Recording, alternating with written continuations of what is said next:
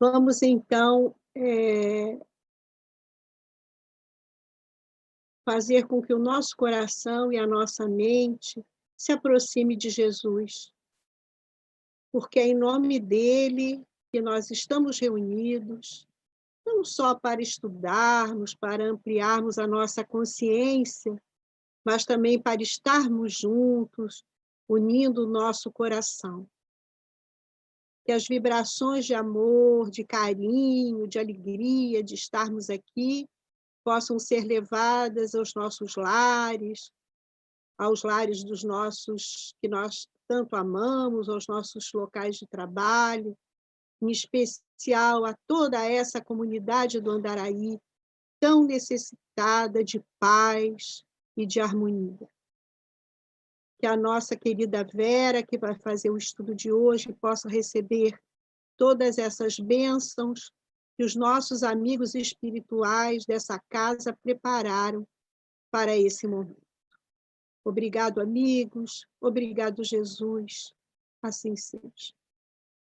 Eu, então, em nome do Renan, apresento a Vera Garcia, que vai fazer o nosso estudo de hoje, os credores diferentes. A Vera certamente faz parte da família do SEBEMA e cada vez mais próxima, né? Agora, com essas possibilidades todas que a gente está criando, esses laços, nesses nossos estudos remotos.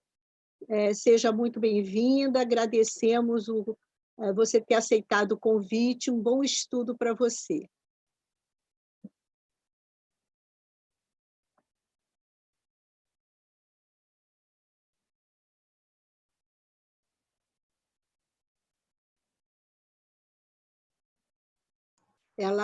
Não esqueça de ligar o seu microfone, Vera.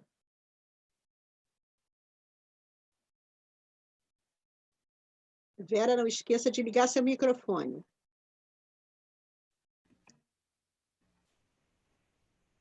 Ok, agora? Oba, agora está. Agora sim. Tá, agora está. Sim, Vera. As falhas vão acontecer, vocês vão me dando os toques aí.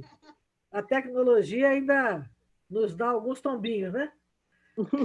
Mas eu dizia da satisfação de estar com todos vocês, e alguns eu conheço do Rio, de outros locais. Na verdade, eu não sou do SEMA. Eu, embora tenha apartamento do ladinho do SEMA, e vou dar muito pouco, mas eu frequento em Volta Redonda mesmo, no Estudante da Verdade. Né? Mas é uma satisfação. Nós vamos colocar aqui o nosso estudo para que possam acompanhar.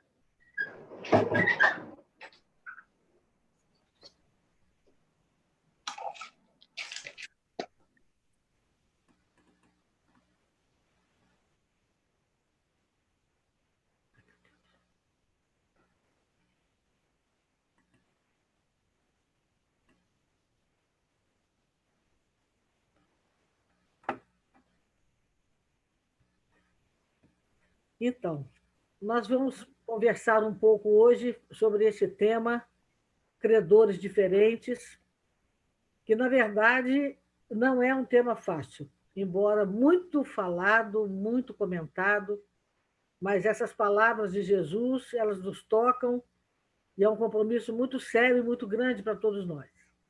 Eu, porém, vos digo, amai os vossos inimigos. Mateus registrou no capítulo 5, versículo 44. Mas é preciso que nós estudemos, sim, e compreendamos que só através deste procedimento nós conseguiremos estar, de fato, nas vias de perfeição, que é o nosso grande objeto aqui na Terra, né? A palavra credor, muitas vezes, ela é muito ligada às coisas materiais, e às coisas nem de tanta importância. Mas queria destacar 3 aspectos para que nós pudéssemos desenvolver.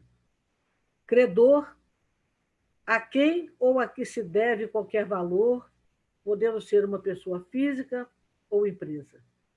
Ou seja, é o nosso próximo, seja ele individual, seja ele coletivo, numa instituição qualquer. né? Que ou aquele que é beneficiário em vantagens, compensações, considerações. Normalmente, quando a gente pensa em credor, a gente pensa que o credor somos nós na posição de credores. Raramente a gente pensa o outro na condição de credor.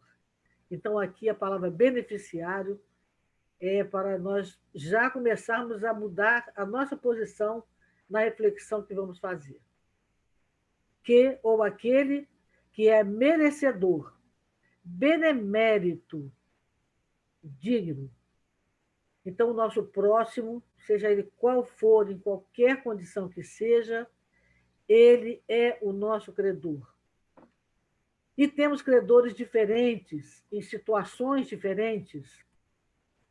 O credor declarado, né? Aquele que nós identificamos, que ele também nos identifica e que nós chamamos muitas vezes de inimigo e que tentamos superar. Existem os credores que nós desconhecemos, aqueles que são originados das circunstâncias da nossa vida. Nenhum de nós vive isolado, né? Estamos sempre ou no trabalho, ou nos grupos sociais, na família, enfim, na vizinhança, enfim. E muitas vezes uma palavra, às vezes um gesto, até a forma de você caminhar pela rua que mora, a falta de um cumprimento, pequenos gestos, coisas simples do cotidiano, podem gerar, sim, credores desconhecidos para nós. Nem sabemos que desenvolvemos na criatura algum sentimento contrário a nós. Mas eles lá estão e lá existem. Existem os credores invisíveis para nós na Terra. Invisíveis porque não os identificamos, estão no mundo espiritual. Aqueles que muitas vezes recebemos vibrações, tonturas, vontade de deitar, não sabemos o que está acontecendo. Às vezes, pesadelos, sonhos terríveis, e ficamos imaginando de onde terão vindo tais sensações. Então, existem também esses credores. Mas existem também no nosso universo pessoal, psicológico, individual, os credores mentais. Há criaturas que nós não manifestamos a ela, mas elas não saem do nosso pensamento. São aqueles que nós mantemos em nós próprios, a nos atormentar a nós próprios, seja pela geração de energias negativas, seja pelo desejo de que algo aconteça, ou o contrário. Mantemos também em nossa mente aqueles preocupados em nos afetar. Mas Chico Xavier já nos diz que a melhor proteção que nós podemos ter é nós estarmos preparados através da caridade, através da boa conduta, através da caridade.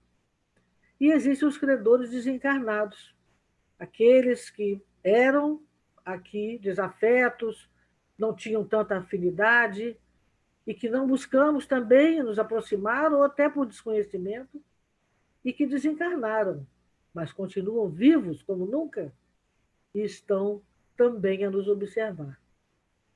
Então, Jesus foi muito feliz quando disse e nos concitou para o concilia-te depressa com teu adversário, enquanto estás no caminho com ele. É não deixar para depois. E nós quase sempre deixamos. Nos esquecemos, prorrogamos esse compromisso que Jesus está sempre nos chamando. Então, é no mesmo capítulo 5, do versículo 25. Então, esses diferentes credores, nós precisamos tomar consciência de que eles existem e de que só depende de nós mudar tal situação. Apesar de já sabermos que o amor é a lei da vida, o orgulho ainda nos faz cegos. Temos dificuldades, muitas dificuldades, de aceitar, de enxergar. Somos altamente melindrosos. Então, o saber, como disse a nossa irmã na prece, não é só o estudar, mas é termos a alegria de estar juntos. Então, não basta a gente saber teoricamente que a lei da vida é o amor, mas é preciso cumprir o primeiro mandamento: amar a Deus sobre todas as coisas, mas ao próximo como a si mesmo. Então, é abater o nosso orgulho para que a gente consiga dar alguns passos neste sentido. Nosso mestre e modelo, Jesus, nos ensina nas ocorrências mínimas. Ao estudar o Evangelho, encontramos todos os detalhes, em todos os detalhes, o exemplo que Jesus nos deu sempre. E, se ouvimos-lo recomendando, estejamos prontos a dar a qualquer que pedir, vemo-lo atendendo a todas as criaturas do seu caminho, não de acordo com os caprichos, mas segundo as necessidades. Então, este é um ponto também de reflexão nossa, porque quando nos colocamos na posição de ajudar, quase sempre fazemos primeiro uma anamnésia, um diagnóstico, uma série de análises para avaliar se vamos mesmo ajudar e como vamos ajudar. Jesus não procedeu assim. Jesus nos ajudou, continua nos ajudando e nos ajudará sempre, e indistintamente, se mereçamos ou não. Então, me lembro da questão 54 do Evangelho, que nós não devemos e não temos o direito de fazer a análise dos defeitos do nosso próximo, a não ser que seja para ajudá-lo a crescer, a se desenvolver, a evoluir. Mas que nós possamos, sim, ter a benevolência para com o nosso irmão, ajudando indistintamente, como diz Jesus, a todas as criaturas do caminho, sem caprichos. O capricho é a exigência que nós fazemos, né? Nós colocamos a pessoa sob as nossas regras, sob as nossas condições. Se me atender. Então, é ainda uma fraqueza nossa esta forma de proceder. Aí está o nosso Chico Xavier, né? Coloquei ele bem velhinho para lembrar dos seus últimos tempos já conosco, porque toda a vida deste homem, dessa criatura, foi para nós também um grande exemplo. E lembrando isso aqui, olha, o ato de dar é dos mais sublimes nas operações da vida. Entretanto, muitos homens são displicentes e incompreensíveis na execução dele. Chico Xavier nem aceitava que a pessoa lhe pedisse perdão, porque ele dizia, mas você não fez nada. Por mais grave que fosse, esta alma já compreendia. Ela já tinha alcançado, aqui na nossa terra, na última encarnação, esse patamar esperado por Jesus. Ele já compreendia que nas relações tudo é possível e que nós estamos em diferentes campos vibratórios e que estamos também em diferentes condições de entendimento. Então, quando a pessoa cometia qualquer ato e considerava indigno, ia até ele pedir que o perdoasse, que o desculpasse. E a lição dele era, mas você não me fez nada. Quizá um dia, em breve, possamos também chegar. E aí, Lucas, dentro do mesmo templo dos credores, deste mesmo tema, nos diz, né? E dá qualquer que te pedir, a qualquer que te pedir. E ao que tomar o que é teu, não lhe os torne a pedir. Ou seja, dá e esquece.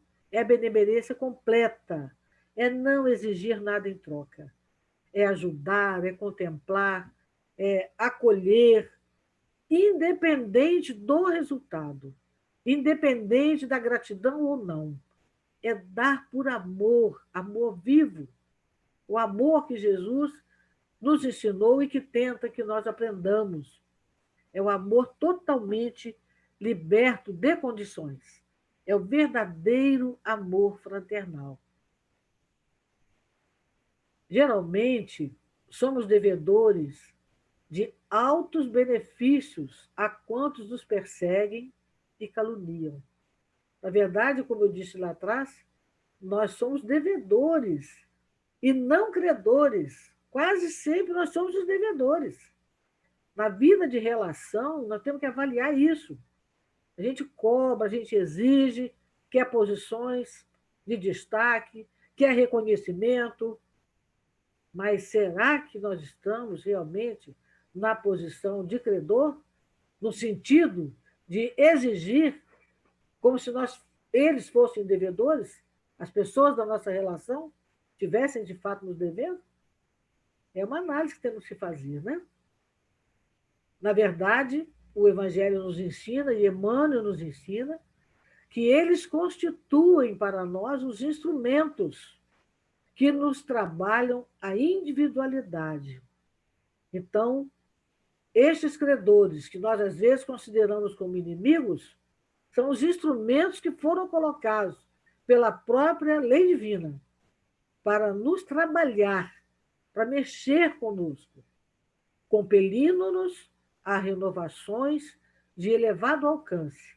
Ou seja, é naquele momento em que nós somos cutucados, que nós somos provocados, colocados à prova, é que nós temos a oportunidade de parar e refletir.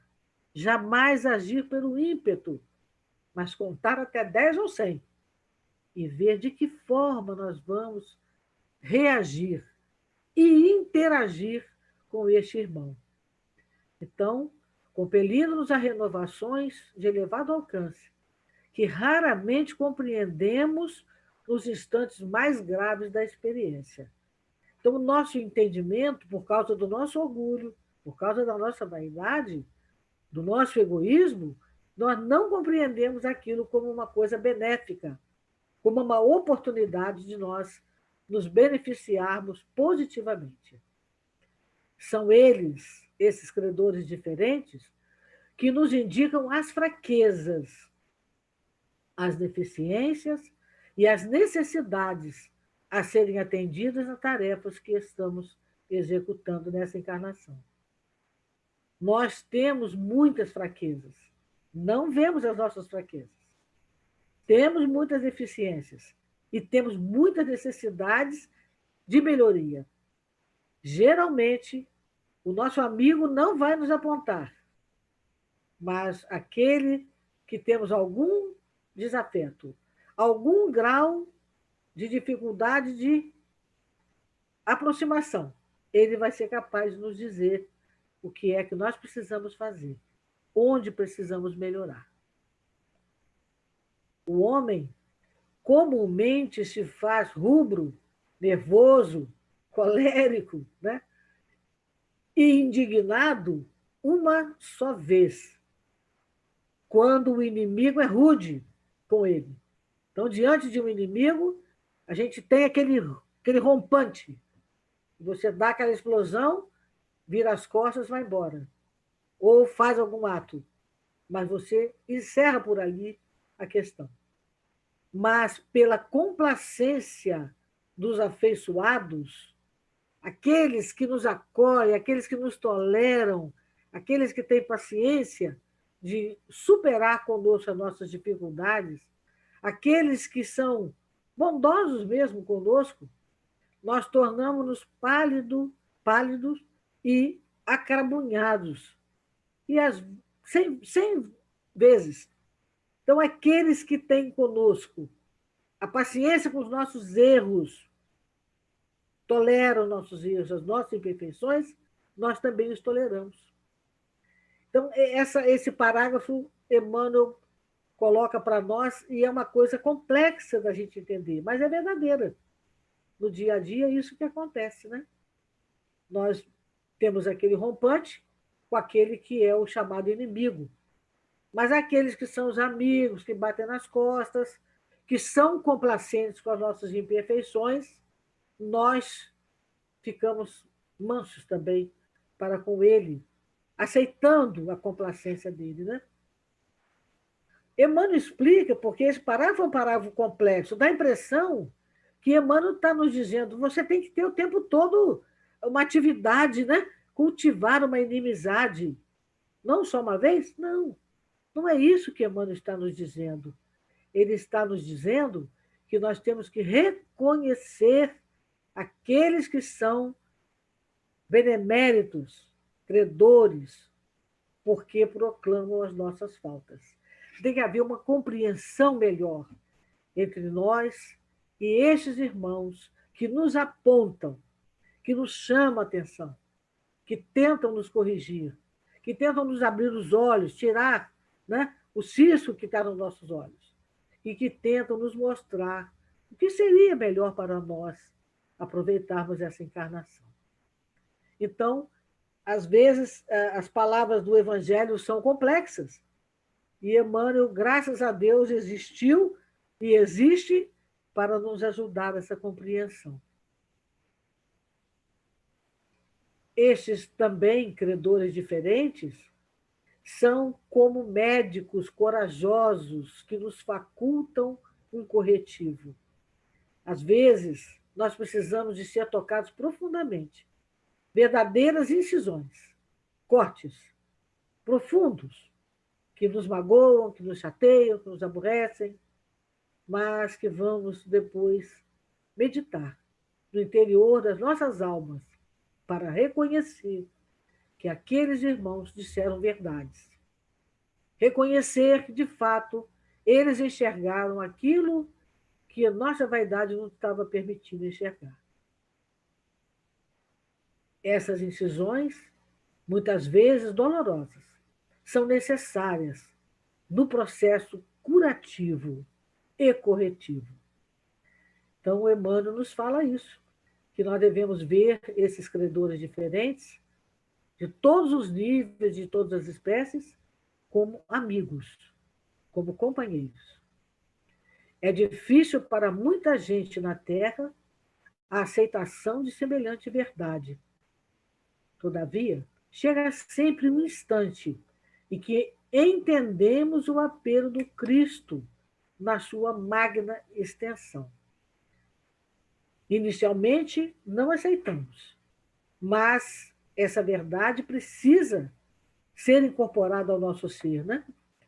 E chega um momento de reflexão em reflexão, de sofrimento em sofrimento, de dor em dor, há um momento, sim, em que nós somos obrigados, levados pela circunstância da vida, a fazer a reflexão e reconhecer que o Cristo tinha toda a razão.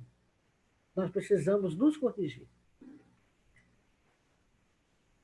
E a criança, na sua pureza, mas também mostrando para nós que reiniciar, retomar o caminho, retomar aqueles que antes considerávamos como inimigos, desafetos, não afinidades, é a única forma de nós evoluirmos. Então, o problema do inimigo sempre merece estudos mais acurados. Esse tema é difícil, é complexo, é abrangente.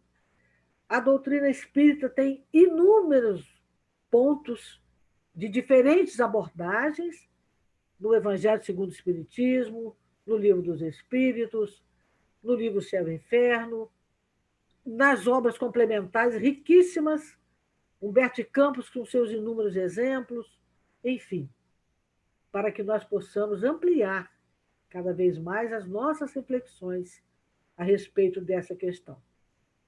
Os amigos, em muitas ocasiões, são imprevidentes, são companheiros, porquanto contemporizam com o nosso mal. Infelizmente, nós ainda gostamos mais dos amigos, né? Daqueles que dizem o que nós queremos ouvir, que dizem aquilo que mais nos agrada. Mas temos que cair na real e perceber que muitas vezes é preciso ouvir uma coisa dura para que nós possamos deliberar e recomeçar uma postura nova, um modo de agir novo, uma atitude nova. Então, que nós possamos, nessa reflexão, como esses dois meninos que retomam essa caminhada abraçados, que nós também possamos identificar os nossos credores e com eles reconciliar, quanto antes, para que a nossa caminhada seja produtiva, para que a nossa reencarnação presente seja a mais proveitosa possível. Sempre é tempo, não importa a nossa idade. Ah, já percorri 10 anos, 20 anos, 30, 70, não importa.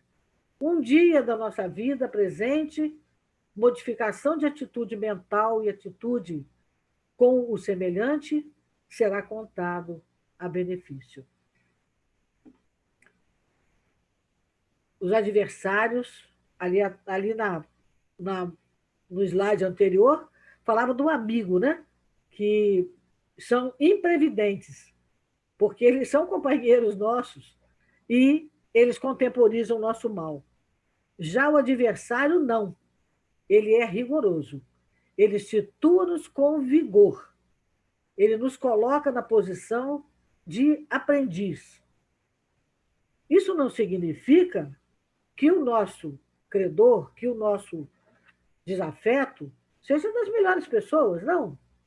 Todos nós estamos a caminho, estamos no caminho, conforme diz Mateus, né? Recomendado por Jesus. Todos estamos no caminho. Isso é uma trajetória. Todos nós estamos na trajetória. Mas enquanto estamos nela, uns ombro a ombro com os outros. Esse que é o sentido da palavra estar junto, a fraternidade, a ajuda mútua, a benevolência, a complacência. É isso, é caminhar junto, nos ajudando. Por isso, contempla mais longe a vida. Esta reflexão de que o adversário, no fundo, ele é um grande amigo, né? Por vias outras, ele é um que vai nos ajudar. Esta recomendação de Emmanuel, por isso contempla mais longe a vida, é um comentário de Emmanuel nas palavras de Lucas, nesse capítulo 6, versículo 38. Porque com a mesma medida com que medirdes, também vos medirão. Isso significa que nós não devemos ter a nossa visão encurtada para o momento presente, mas devemos buscar ampliar cada vez mais o alcance das nossas atitudes dentro do contexto da vida mais ampla, não só da vida do planeta Terra, não só desta encarnação, mas da nossa vida universal. Estamos todos interligados. Então é preciso, conforme diz Emmanuel, que nós ampliemos o nosso horizonte e que a nossa vida seja enxergada e contemplada, analisada, planejada, com uma visão de mais longo prazo, mais longo tempo, não para o imediatismo. Porque, de fato, a gente tem certeza, já sabe, que do modo que nós estamos agindo com o nosso semelhante, nós também receberemos esse troco. E eu me lembro muito de um princípio que existe na medição dentro da justiça divina, que é um aprofundamento do estudo do Evangelho, que nos aponta que nós não somos avaliados exatamente por aquilo que nós fazemos exteriormente, pelo pão que nós damos, ou o agasalho, ou se temos uma desavença, ou se temos uma discordância, não é exatamente o fato daquele momento, aquele ato, que vai ser usado na medição da nossa evolução, mas sim o resultado daquele ato, o resultado daquela ação. O que aquelas palavras, o que aquele modo, como fizemos uma doação, por exemplo, vai repercutir na alma daquele irmão com o qual nós interagimos.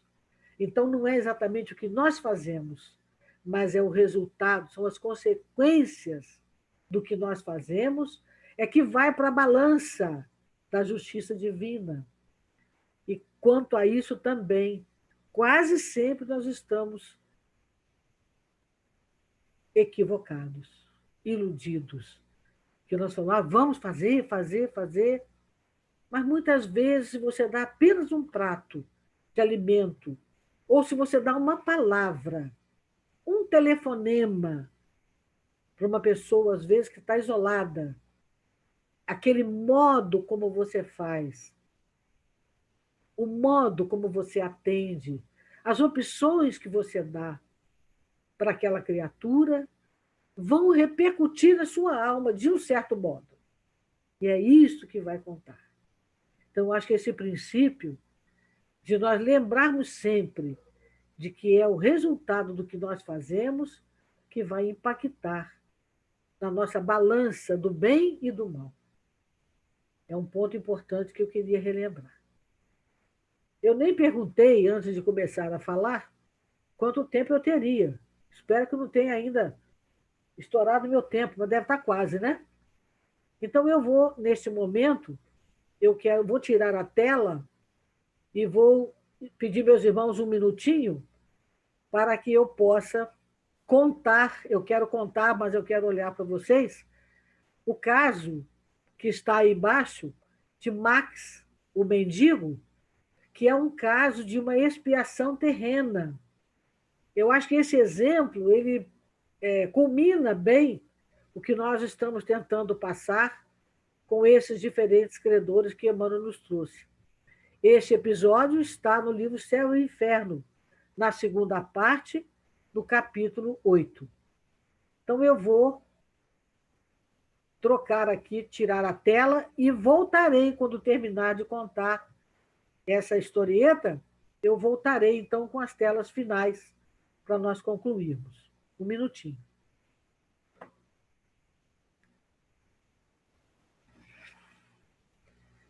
Max, o mendigo.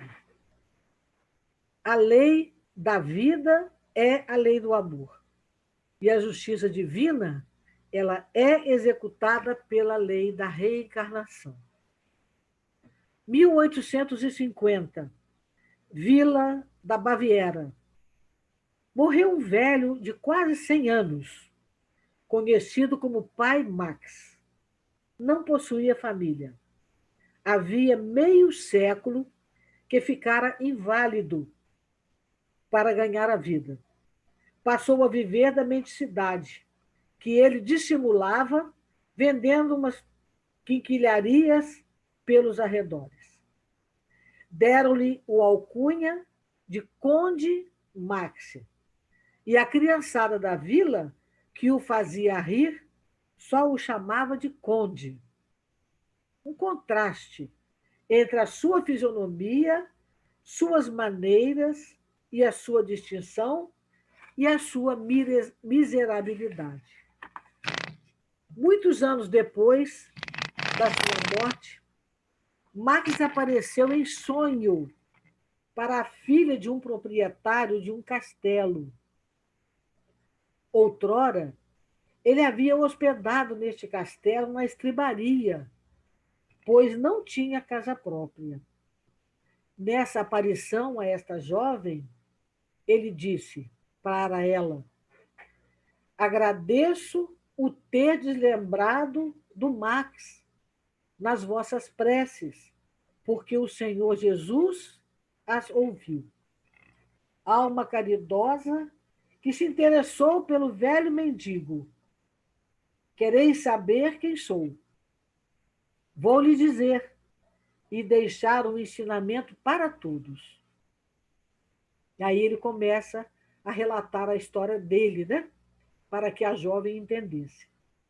Há cerca de 1 século e meio, eu era um dos ricos e poderosos dessa região, orgulhoso da minha nobreza.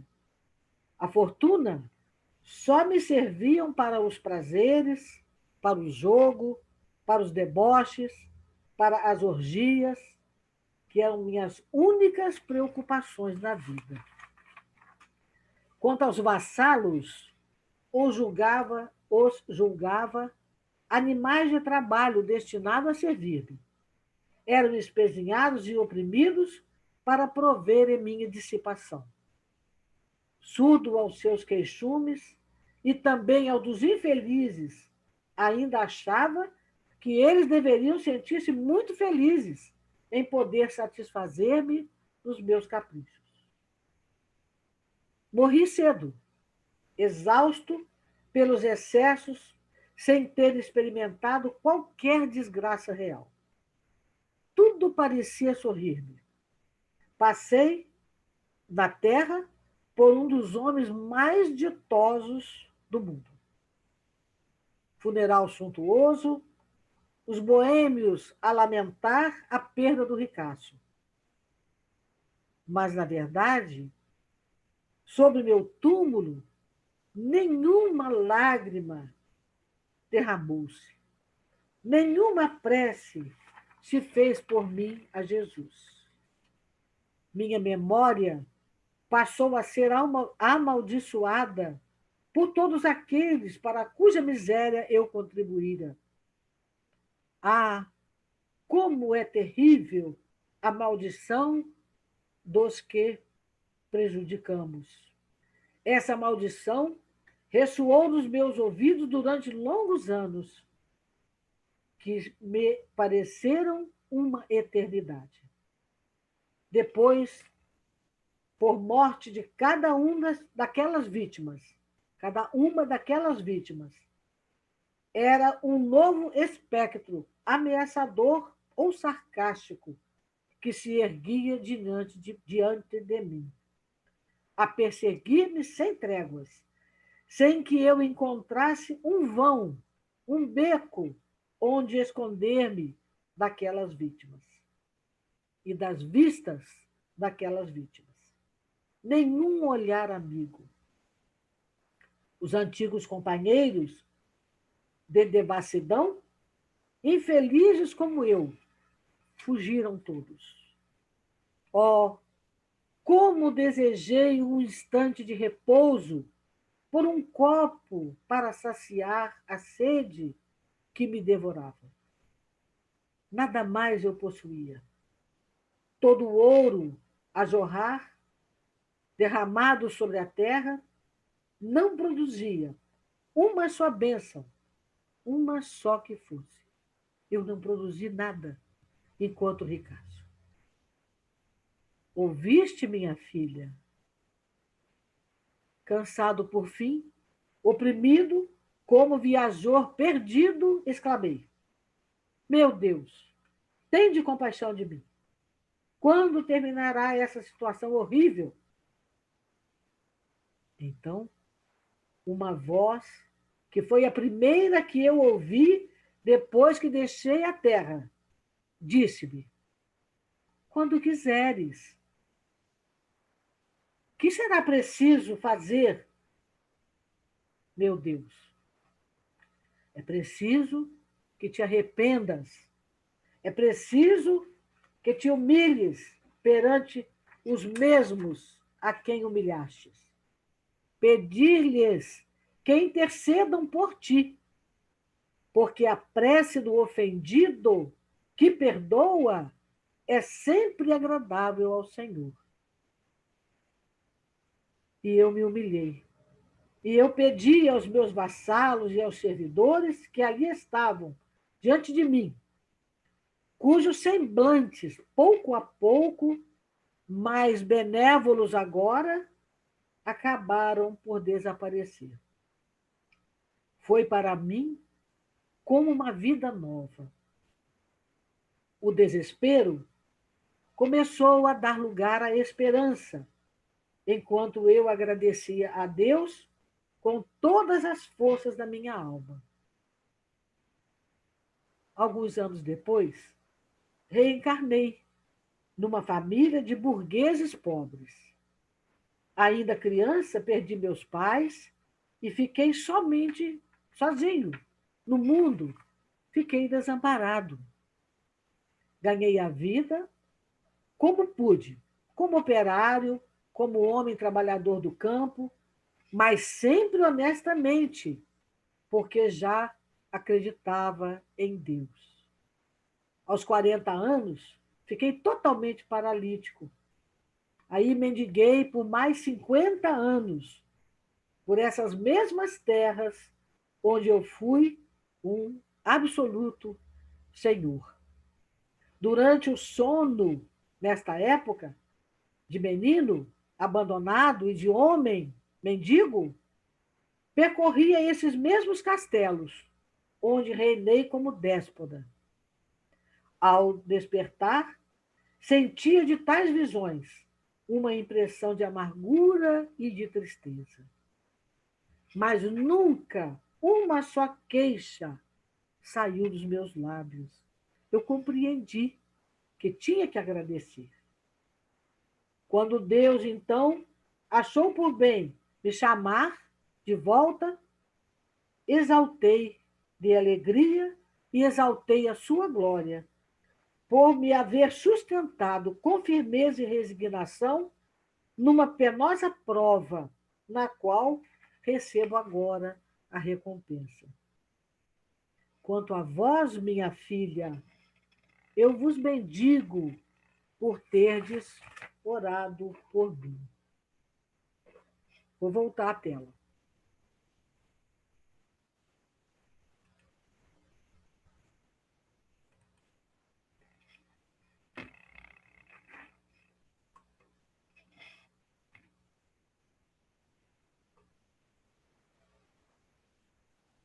Voltei, não?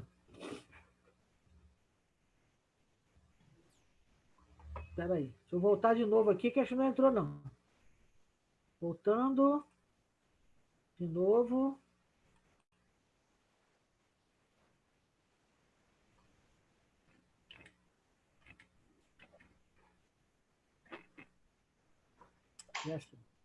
Espera aí que eu já sei que eu fiz de errado aqui. Minutinho. Tá aparecendo, Vera. Voltou. Não, mas não está andando aqui. Mas ela não está andando aqui. Eu não estou conseguindo andar com a tela. Só um minutinho. Eu já sei, é porque eu entrei com ela aberta. Eu tenho que entrar com ela fechada primeiro. Aqui. Aqui. Agora ampliar.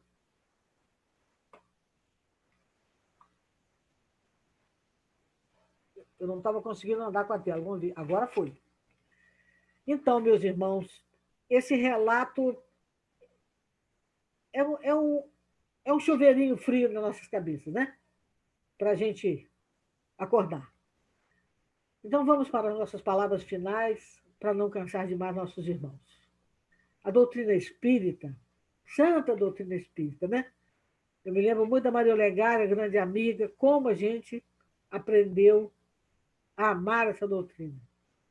A doutrina espírita, em seu século e meio de existência, assemelha-se de algum modo, à árvore robusta, espalhando ramarias, flores, frutos e essências em todas as direções. A gente diria assim, a doutrina espírita, esses ramos no chão representam a possibilidade de todos, em qualquer nível, em qualquer alcance, qualquer nível intelectual é acessível. A doutrina espírita ela é acessível a todos, todos, todos. Mesmo aquele que está rastejando, até aquele que está no mais alto. Que princípios afins com essa doutrina, né? Se eles instalem nos movimentos a maneira de aves tecendo ninhos transitórios nos galhos de tronco generoso, isso é inevitável. Ou seja, ao lado da doutrina espírita, surgem princípios outros que não são os princípios genuínos da doutrina espírita. Como ele diz, numa árvore, plantam-se ninhos diferentes, né? Que são transitórios. Isso é inevitável, assim como na natureza, na doutrina espírita também. Outros enxertos, vamos assim dizer. Contudo, que os lavradores do campo lhe deem fidelidade e carinho a essa árvore, a essa doutrina, para que as suas raízes se mantenham puras e vigorosas. Esta é uma outra proposição, sem sombra de dúvida. Emmanuel nos chama a atenção nestas palavras para a responsabilidade que temos como espíritas da manutenção da doutrina genuína, dos princípios evangélicos, de sermos fiéis, como ele diz a palavra fidelidade, né? Fidelidade ao ensinamento correto. Então, responsabilidade dos espíritas para com a doutrina e para consigo mesmo. Somos espíritas? Vivamos de acordo com os princípios espíritas. Não vamos enxertar, não vamos criar outras coisas. Não vamos combater o inimigo, não vamos combater o credor com outras fórmulas, procedimentos, a não ser o amor, a caridade, a benevolência. Porque Jesus deixou para nós o Novo Testamento, revelação divina, que veio por instrumentos humanos. Quais foram os seus autores, né? Mateus, Marcos, Lucas, João. E ele continua apresentando-nos muitos degraus de revelação e conhecimento. O Evangelho, somente acessível pela evolução com o tempo ou pela iluminação com o esforço próprio. Esse parágrafo é de mínimos no livro A Síntese do Novo Testamento. Mínimos que com muito carinho a gente cita aqui, porque o conhecemos. Nosso irmão Vantuil de Freitas, da Federação Espírita Brasileira, em grande experiência, através da qual muito aprendemos, né? Quanto à fidelidade doutrinária e quanto à fidelidade das nossas atitudes em relação a Jesus Cristo.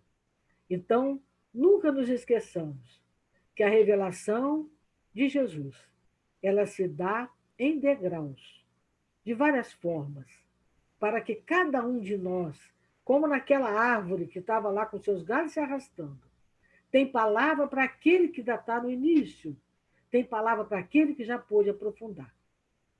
Então, que Jesus, este mestre amado, possa nos ajudar, possa nos alertar através do nosso coração, através do nosso íntimo, a aproveitar ao máximo a convivência fraternal na Terra, através das nossas famílias, através do nosso trabalho, das nossas comunidades, nos lembrando daqueles mais necessitados, sempre tratando-os como o próximo. Este é e estes são os nossos próximos. Que Jesus possa nos abençoar, hoje e sempre. Muita paz a todos.